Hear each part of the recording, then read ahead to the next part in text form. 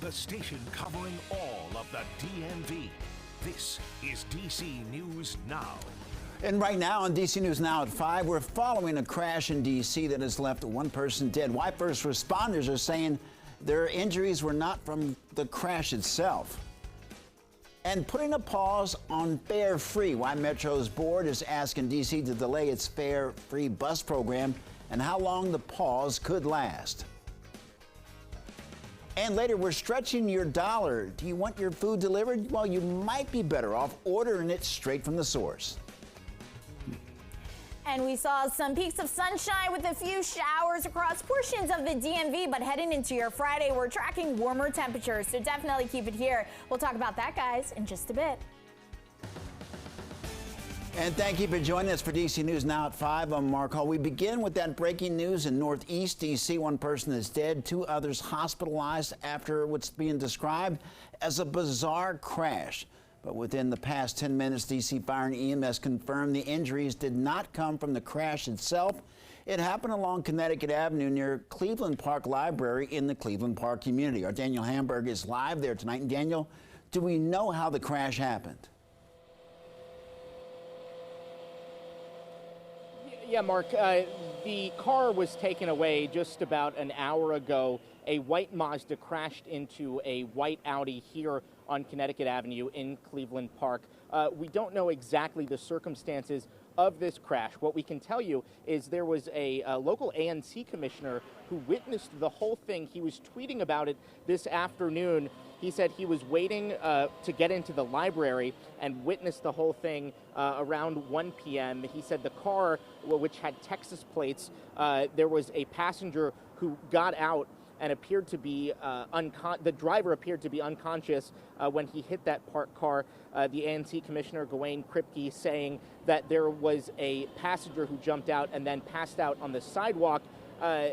We are told that a Secret Service officer was the first on scene here to start CPR on one of those passengers. Again, 3 people inside that car, 1 woman pronounced dead on scene. Mr. Kripke, the ANC commissioner, said really heroic work by the Secret Service at that scene. We talked with one woman who works across the street at a bakery. Here's what she had to say. It's a lot of policemen. Of course, we are, we are nervous too. We are scared. What's happening, And then we have one customer get in, and they said, "Be careful." So again, DC Fire and EMS saying about 25 personnel responded to this scene. Those 2 people, those 2 passengers, are in the hospital with a critical, life-threatening medical condition. They are not saying what, but again, their condition was not caused by the crash. Nobody was actually injured because of the crash. So Metropolitan Police Department, DC Police are investigating, and we will just have to wait and see what more comes out of this incident. We're live in Cleveland Park. Daniel Hamburg, DC News Now. Daniel, thank you. We're learning this hour of an important new development that could determine if you get free rides on Metro buses this summer.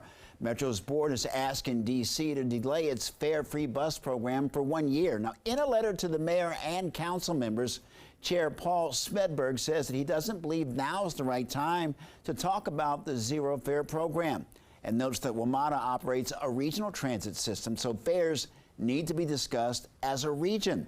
Now, Smedberg also said that council's proposal to cut the K Street Transit project in order to fund the fare-free program impacts the better bus network that WMATA is currently working on, meaning that it will take the new network to be reworked. DC News Now reached out to Councilmember Charles Allen, who is spearheading the fare-free buses, but we've not heard back. And an update tonight that there are new photos from a shocking attack on a Prince George's County school bus. Now, these are the young men that police say tried to shoot a student at a bus stop in Oxon Hill Monday afternoon. They say 3 jumped on and tried to shoot a boy on the bus several times, but the gun jammed and didn't fire. According to the union representing the county bus drivers, this elevates safety concerns.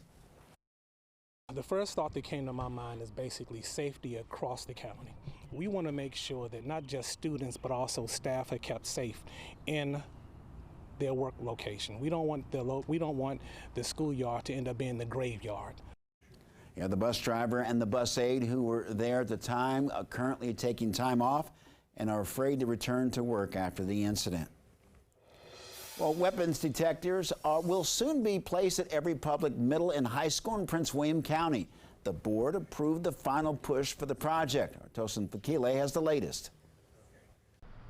Probably any time after the summer, and that is because the school board says it'll take effect in the 2023-2024 school year, and that vote by the Prince William County School Board was a unanimous one. So take a look at your screen right now. This is what that Evolve weapons detector looks like. The video you're looking at is from a demonstration at a school in the county. The school board says the Evolve weapons detectors will be at the entrances of the 34 middle and high schools and non-traditional schools. Officials say the device is very advanced. More than a metal detector, it scans through clothes and backpacks and is designed to detect things like guns, knives, and bombs, not things like laptops. Now, a former student says he fully supports the detectors and adds it should not change the atmosphere at schools.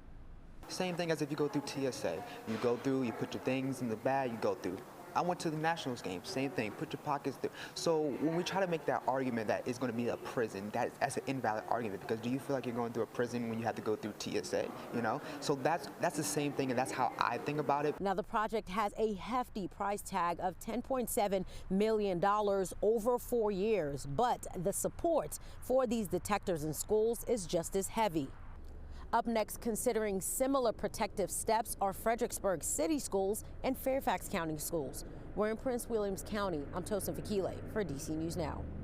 And Tosin, thank you. Developing story tonight. The general manager of a DC restaurant is accusing an Amazon delivery driver of sexually assaulting her. DC News Now anchor Chris Flanagan joins us now live with the story. And Chris, the manager, Rebecca Estrada, addressed the media earlier today. Yeah, Mark, good afternoon. Rebecca Estrada spoke for the first time today, along with her attorneys, about that alleged incident. Now, before we go any further, we do want to warn our viewers, this can be difficult video to watch. It happened back in April 21st, around 4:30 in the afternoon.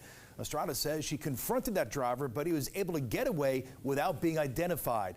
So in the video, you can see Estrada walking to a table of guests here and leans forward to talk with them.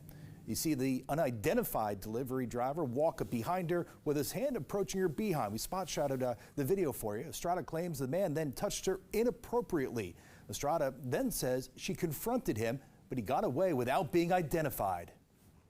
As mentioned, this happened in a public place at my job, and for me, I just felt extremely violated by it, and I just want to do my part in making sure this doesn't continue to happen or for it to escalate with other victims. Today it's me in a public place. Tomorrow it's someone else. And I just, as mentioned earlier, it happens too often. And women don't speak up often enough. So I want to be the person who does. Well, Estrada says she did report the assault to police. She then called Amazon to tell them about the incident. She claims they offered her a $25 discount off the delivery. She says that response was simply insulting. It was almost like a slap in the face, where it's, $25. It just felt like an automated response where it doesn't matter. Here you go. No care, no real human connection there. And lawyers for Estrada tell DC News Now that Amazon did not ask any questions or investigate, nor ask if she was okay. They say they want to sit down with Amazon about this incident and ask what that company is doing to look into this type of behavior among its employees. Now, meanwhile, we are told the DC Police Department is actually seeking that individual alleged to have committed this sexual assault. Estrada's legal team says they're now working and asking for help from the public in identifying him. We're live in the newsroom tonight. I'm Chris Flanagan, DC News Now. Chris, thank you. Well, people in Maryland and Virginia, listen up. You could be getting money in the mail. Virginia Attorney General Jason Miyares has announced an upcoming payout from a TurboTax settlement. TurboTax's owner will pay out over $140 million to consumers who were tricked into paying for free tax services. According to Miyares, Around 120,000 Virginians were impacted. And in Maryland, Attorney General Anthony Brown says the state will receive more than $2 million in settlement. Nearly 72,000 people were unfairly charged. And people should expect to receive over 30 ducks. Well, taking a live look outside in the DMV, we had some sunny skies with spotty showers here and there with temperatures in the mid-60s. The question now is a warm-up on the way. Let's head over now to weather forecaster Brittany Ward, who's in for Damon this evening. And with the check on the forecast, and Brittany, maybe it's too soon, but I just want to know, how is the weekend looking? You know, Mark, this weekend is shaping out to be a very beautiful weekend. We are talking about warmer temperatures on the horizon, but right now we do got some showers that are still lingering across much of the DMV. Zooming into Hagerstown, you can see those heavier bands of rain just moving out. So if you're on I-81, just be careful of that. We're starting to see those heavy downpours there on Clear Springs. So again, stepping out the door, just be mindful when you are heading home from work.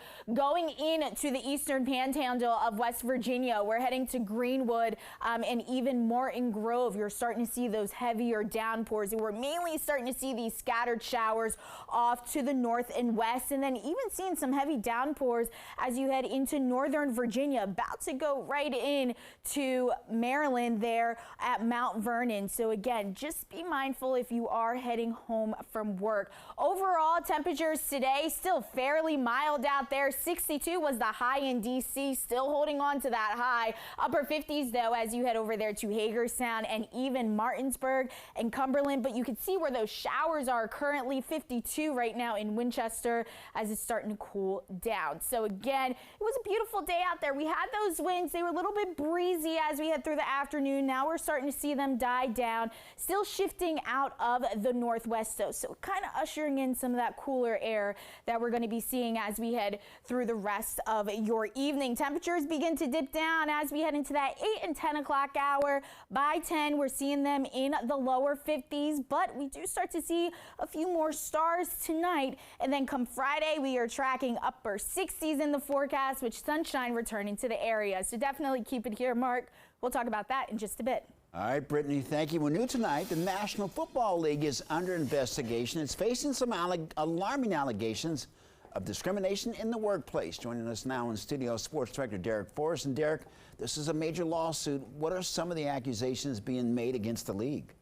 Yeah, the Attorney Generals of New York and California announced they are investigating allegations of workplace discrimination within the NFL corporate offices in both of those states. Now, the attorneys are exercising their legal authority to seek information from the NFL regarding allegations of gender pay disparities, harassment, and gender and racial discrimination, citing a 2022 New York Times article which detailed allegations of gender discrimination by more than 30 female former employees. Meanwhile, the league said it would cooperate with the investigation, but said the allegations were, quote, entirely inconsistent with the NFL's values and practices, unquote. Mark?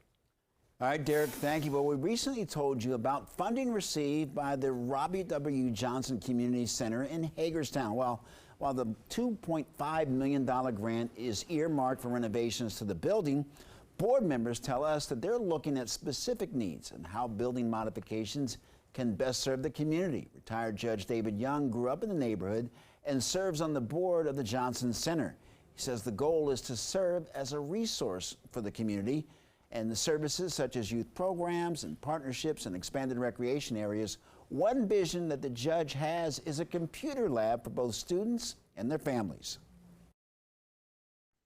We want it to be an empowerment center, not just, and after school programs are very important, but we also want it to be broader than that. We want it to be community focused. Well, the Johnson Center is actually an old schoolhouse dating back to 1847. It was later converted into a YMCA.